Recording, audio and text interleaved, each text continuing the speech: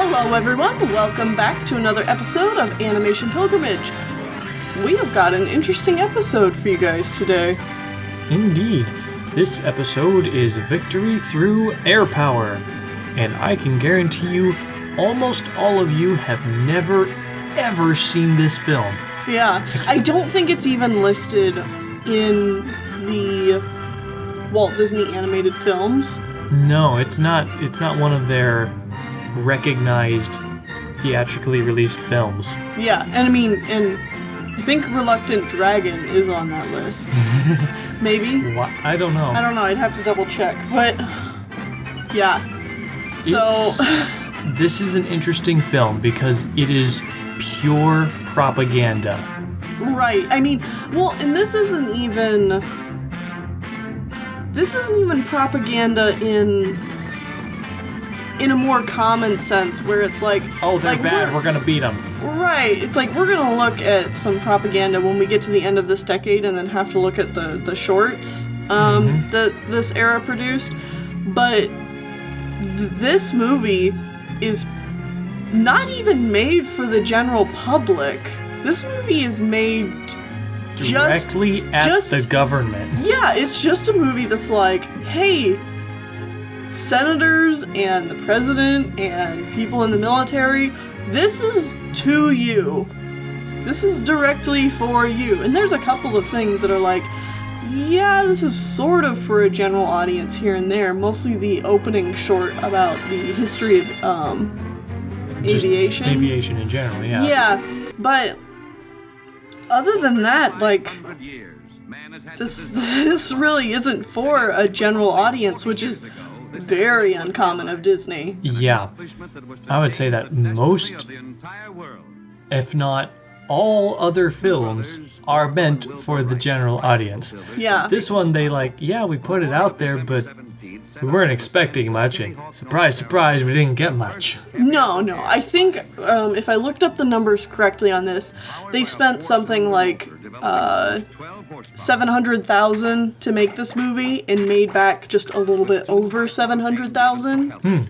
So it made back what it spent, but not by a lot.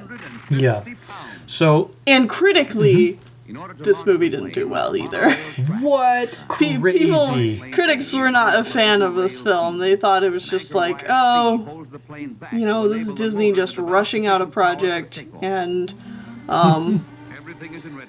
and doing this for the government, which actually isn't true. I thought this film was actually pretty fairly well made, given the circumstances, and also was not just something funded by the government. It was something that Walt himself was actually pretty passionate about. Yeah. Given the wartime. It's so interesting that nobody knows about this film now. I mean, yes, it's pure propaganda, which is probably the reason why, but it doesn't even get talked about the same way that, like, Momotaro's Divine Sea Warriors. Yeah, it's just like, it's fairly inoffensive. It's surprisingly inoffensive. Yeah, it's like, yes, we're talking about fighting the Nazis and Japan. A lot about fighting Japan. I mean, it's fair. Honestly, it felt like it was mostly half and half. It's about, like, oh, Britain is fighting the Nazis. We're fighting Japan. We are gonna take care of and obliterate and kill Japan. And I was like, oh. Well, yeah. I mean, so, World War II was World War II. There's nothing we can change about it now. Yeah, I mean, but other than that, it's, like we said, it's fairly tame for, like, being offensive in their propaganda sense. Yeah, I guess. And like I said, this is one that I haven't seen before. And going into it, and the only thing I really knew about it was that it was about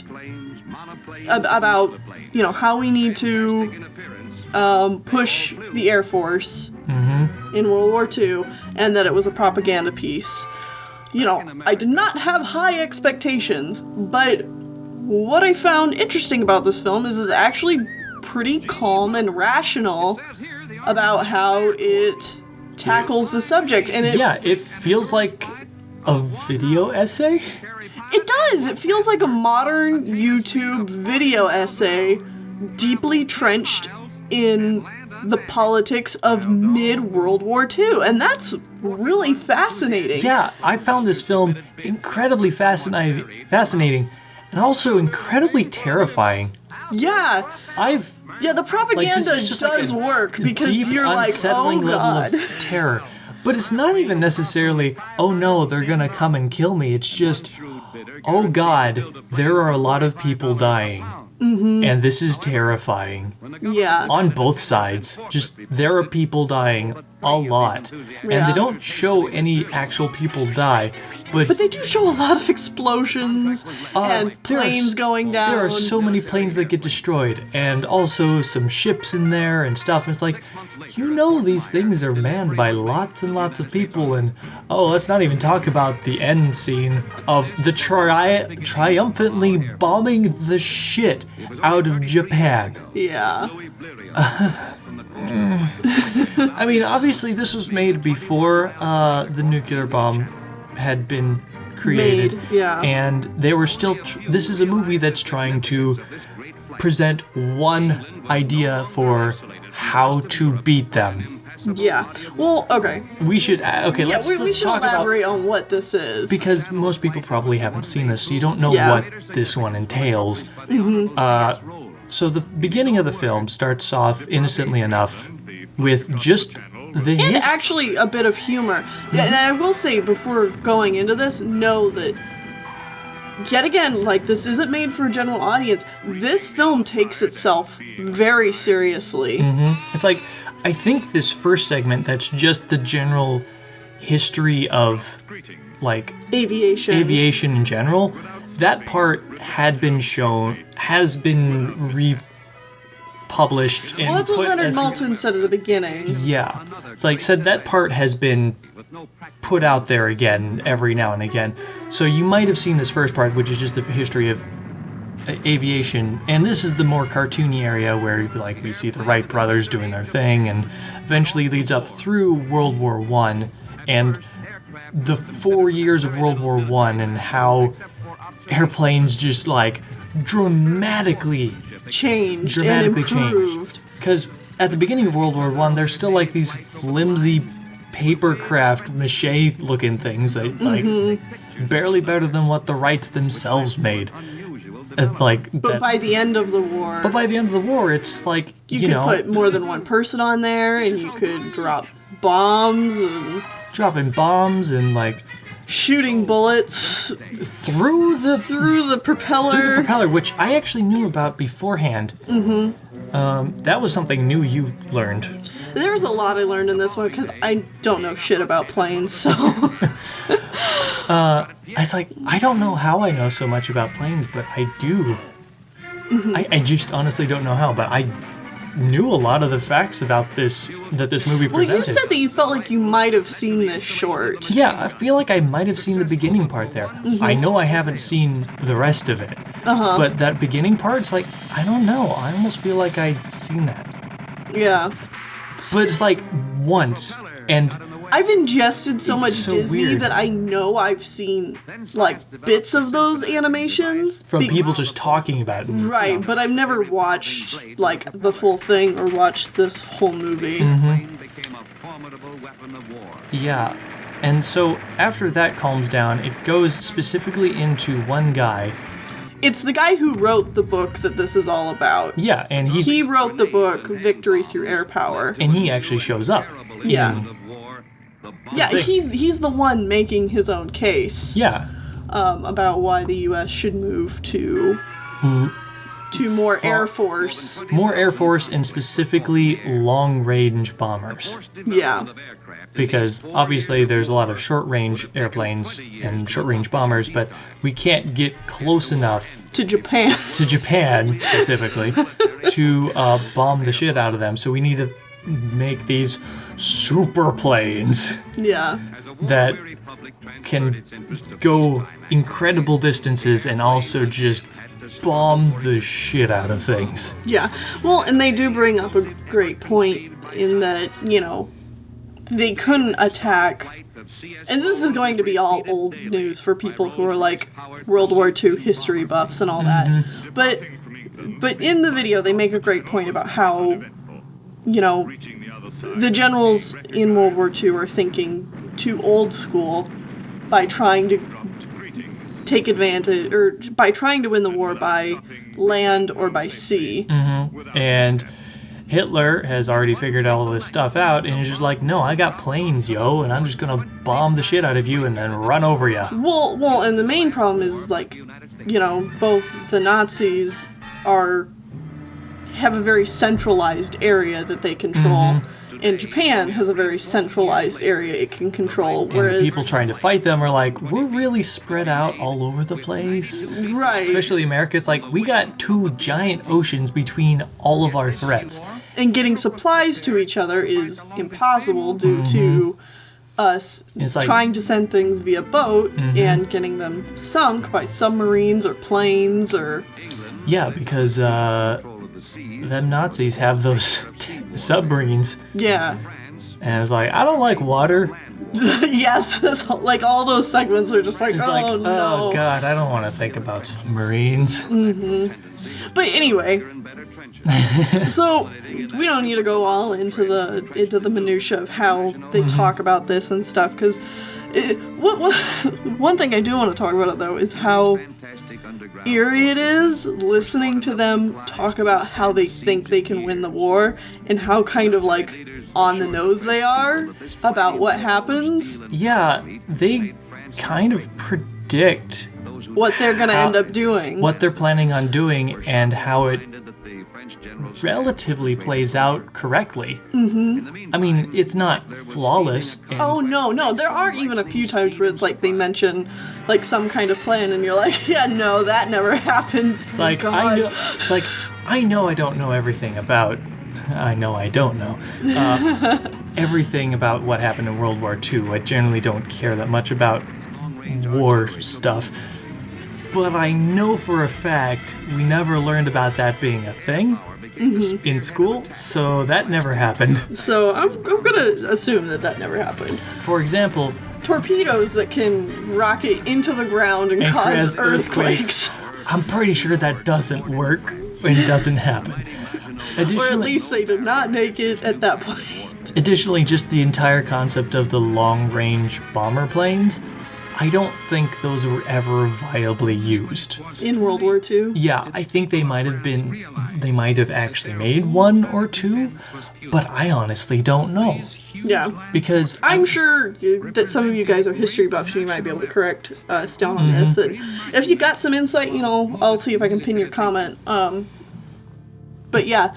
I mean, ultimately, the way that they did win is because they invented the nuclear bomb, and I'm pretty sure they only had a couple of small, short-range planes that dropped those.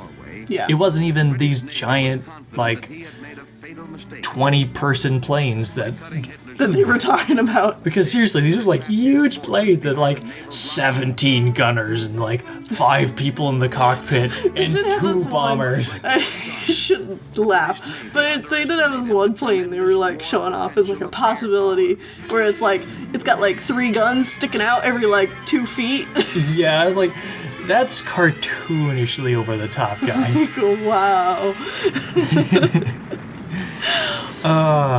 And like I said, I don't think that plane ever was implemented. And so if it's not showing this guy talking about essentially doing his essay about why we should switch to more airplanes in the war, it's the Disney team doing visuals. And like we said before, this is all like really taken pretty seriously. And it's very well done. Yeah, the visuals are all great. I mean, this is not... the Disney team. They're doing top-notch animation, and yeah, a lot of these explosions and stuff are really scary. Really scary, or just like sobering to watch. Yeah, and it's like it's supposed to be triumphant, but it's like you're killing thousands of innocent people here. Yeah, I mean, It's the war. But no, just the artistry of it. You can tell that, people wanted to see, like, they were passionate about this little project, and this does not have the same dullness and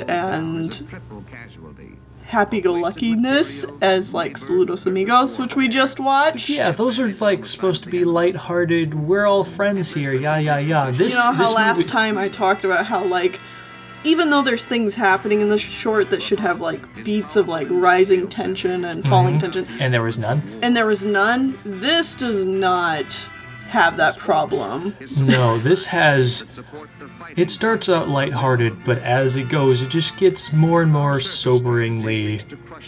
Tense, and just like... We're in a war. We know we're all in a war right now. And we're gonna use a bit of scare tactics here.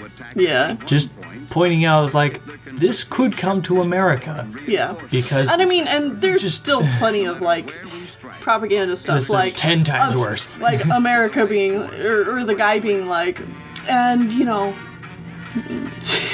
there's a lot of times where he says things like, we're America and we have the superior technology and industrialism to tackle this threat. And, little things like that, boosting the American ego, that kind of stuff. Which is, yet again, understandable. I'm not gonna judge people about the war. It's the war, so obviously there's going to be like, America good, Nazis bad. Which is the whole thing. Nazis bad. Nazis bad. Bad. Okay. Alright. Have we figured this out yet, America? But... Anyways, back to this thing. So... I think... Oh, and then there, of course, to wrap it all up, there's that segment... There's a cartoon eagle that flies down and attacks the octopus of Japan. Because they make a whole... They're... The symbolism is obviously the Nazis are all symbolized by the swastika. Japan is symbolized by an octopus. It's their sun. It's the sun symbol with like the beams going out in every direction, which they decided to take the sun and turn it into an octopus as it coils its way around all the different islands and stuff that they had taken over, which works for propaganda reasons. Yeah. And so the end is a giant eagle just coming down and attacking this octopus until it dies.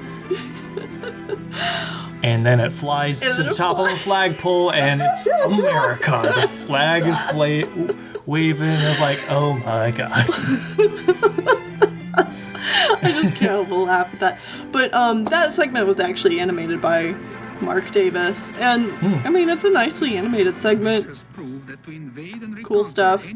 Yeah, it's like... It still makes me laugh, because anytime like... nationalistic imagery like that pops up, I laugh. I'm sorry. That's just me. We're not super patriotic for any, like, one country or anything. Just so whenever any one country just goes super ham on their patriotism, it's pretty funny. It's just hilarious. But anyway, so overall, would we recommend this movie to people? No, probably not. I'd actually say yes. I'd say yes in Just certain circumstances. Okay, yeah. Don't go into this movie as a lighthearted, I'm gonna watch a Disney movie. But no, if you just like seriously want some down to earth, this is what people were into. This is what people were thinking. This is what people were thinking at the time. Honestly, this is one of those films that I feel like should be shown in like schools. History classes, just as like this is what America was going through and ways they were dealing with it. Well, and I think this was always my problem with history classes. I love history, but I have I didn't have a hard time in history classes, but I could sense that for so many people in history class, that they had a hard time connecting with the people that we were talking about. Yep. in that time period, you know? It's a list of names and dates. Right. But with something like this, if you show students something like this and then do like, you know, a group discussion about this puts you right in the mindset of people who went through that time and what they were thinking, while also not being like just completely ridiculous and wildly offensive. Yeah. Like Some of the stuff some of the shorts we're gonna have to watch. Yeah. God. So yeah, I would recommend it in certain circumstances. Yeah. Is everyone going to enjoy this? No. No. I mean, this isn't even a movie that I'm like, I really enjoyed this film, or this made me happy. This is more of a... I want to watch that again. No, not really. This is more of a... Man, I fucking hate war. Yeah. Let's not do war again. Please. Please, no. Please. And the history of aviation short, I think, can be enjoyed by anybody. Oh, yeah. It's like, yeah, if you just want to look up the first part of this movie, totally do it. Once they start getting into... And there's a pretty clear cut about when that stops. Yeah, where that stops with the end of World War I, and then they start moving into talking about World War II, which is going on at the time. So that seems like the correct cutoff point for that. Alright, so I think that pretty much wraps this one up, and of course we've got more package films to look at. If I'm correct, I don't have my list next to me right now, but I believe our next film is The Three Caballeros. Three Caballeros. Do, do, do, do, do, do. I've only seen this movie like once or twice. But something hopefully a little bit more lighthearted than this one. This one was a bit more somber. Yeah. Yeah, But hopefully let's still get Jose interesting. back. Yeah, Jose! Alright, yeah. So we'll see you in the next episode. Yep, bye-bye.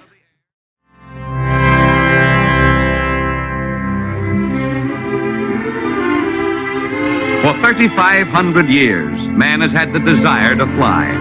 And yet, it was only 40 years ago this ambition was realized, an accomplishment that was to change the destiny of the entire world.